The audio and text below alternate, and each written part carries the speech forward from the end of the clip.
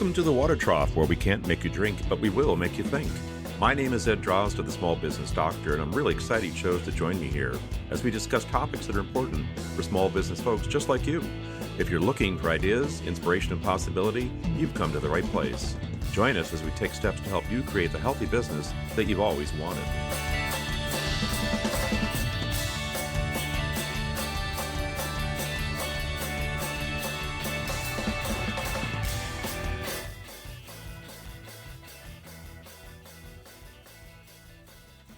Welcome back to the Water Trough, folks. This is Ed Drozd, the Small Business Doctor.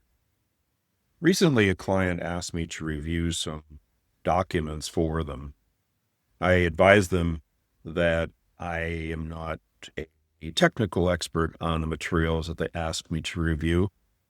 So I did what I tend to do best, and that is to look at things from a very fundamental perspective, looking to see what the content is, asking questions about how it relates to the business at large, trying to understand the intended audience for the documents that they wrote, and so on and so forth. In short, my review asked more questions than it answered, number one. And number two, my review also implored the client to ask questions of themselves and to dig deeper.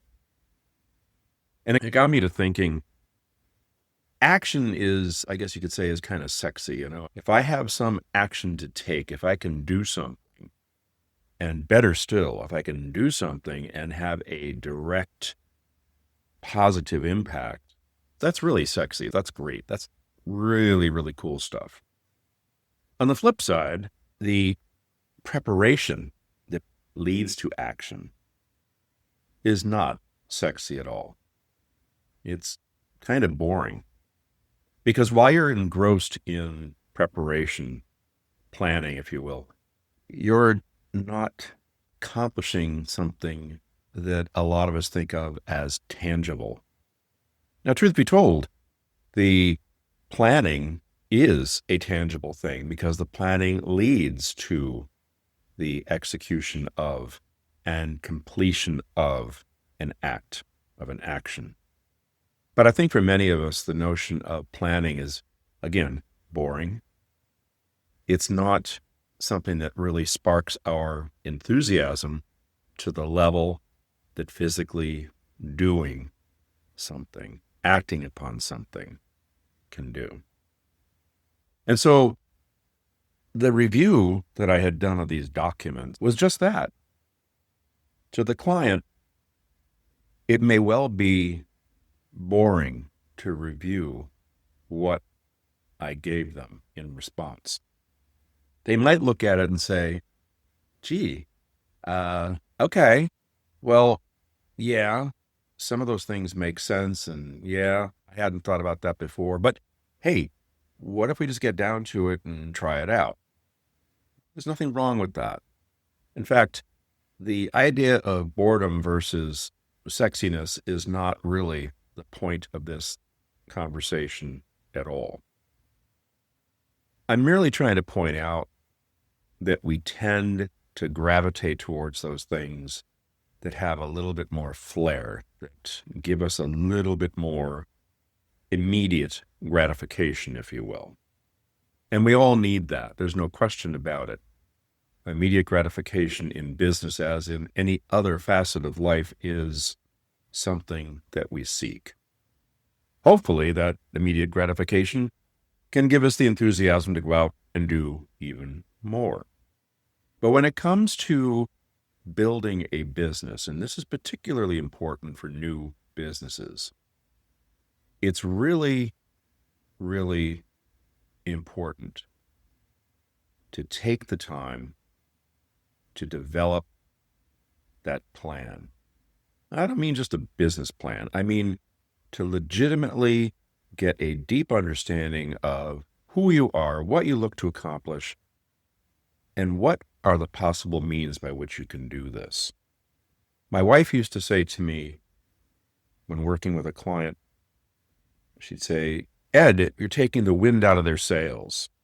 You're telling them that they have to focus on things that aren't really going to be leading to the end result. And as I reflect upon this now, I can see why she would say that, because it is not as exciting as taking action.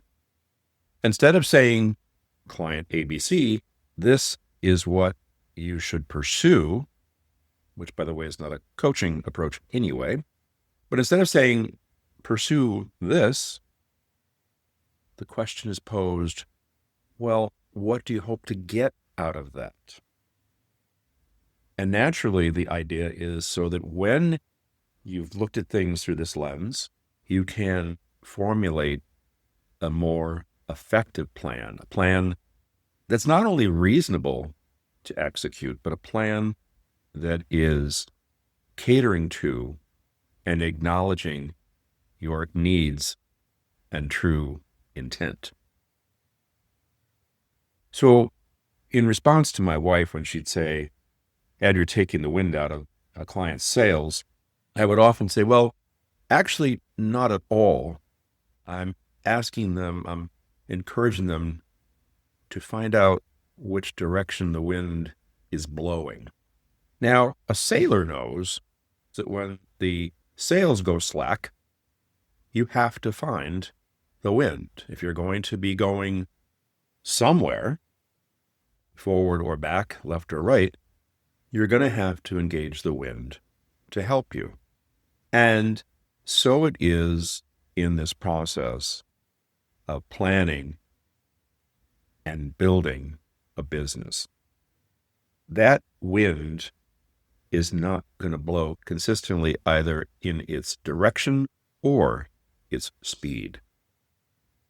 And it requires an astute sailor to be mindful of those things. And much of that wind is inherent in the business owner themselves. It's a very fundamental approach. And it's an approach that I believe in completely.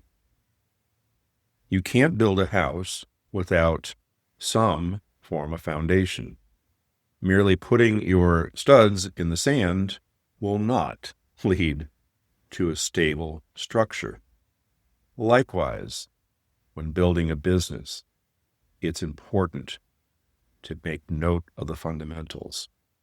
And the fundamentals in a business invariably are not just the business itself, but it is the people, persons that are creating that business. They are the foundation. It's their hopes, dreams, ideas, and concepts that will become the foundation. The next layers are those that result from that contemplation, that recognition of self, that understanding of what is desired and what is possible. So I encourage you to consider that while you're engaged in actions and you're finding them to be fun because the answers are readily apparent, sometimes good and sometimes not, don't lose sight of the importance of preparation, of planning. Just because preparation and planning doesn't seem to have an immediate gratification does not mean that it won't give you something far more important. What it lacks in immediate gratification is more than made up for in the long-term stability that it can provide.